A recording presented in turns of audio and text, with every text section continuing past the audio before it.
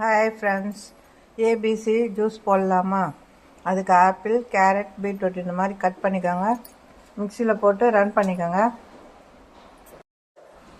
Beetroot, carrot, ஆப்பிள்லாம் தோல் சீவி cut பண்ணி இந்த மாதிரி பொடியாக்கிக்கோங்க. இந்த மாதிரி மிக்சியில் போட்டு நைஸாக அரைச்சிக்கோங்க. வடிகட்டிக்கோங்க.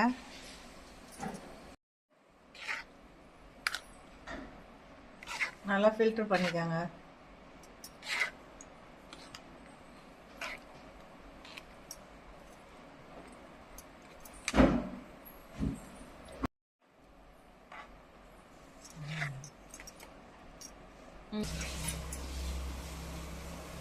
வடிகட்டின பிறகு கிளாஸில் ஊற்றிக்கோங்க.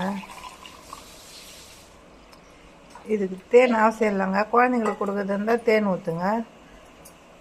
ஏன்னா இதுவே தித்திப்பாக இருக்குங்க.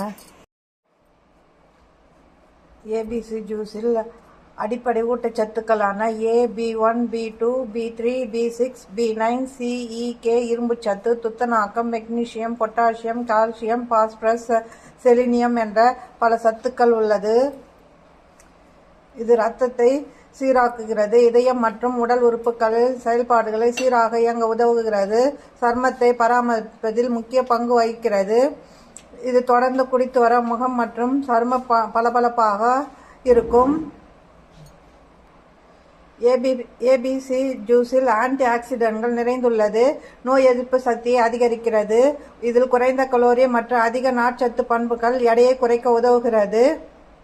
இது நார்ச்சத்து உள்ளதால் குடல் ஆரோக்கியத்திற்கு நன்மை செய்கிறது.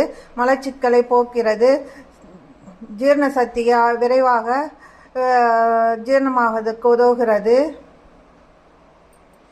ஏபிசி ஜூஸ் கண் தசைகளை பலப்படுத்துகிறது. புற்றுநோய் செல்களை அழிக்க உதவுகிறது.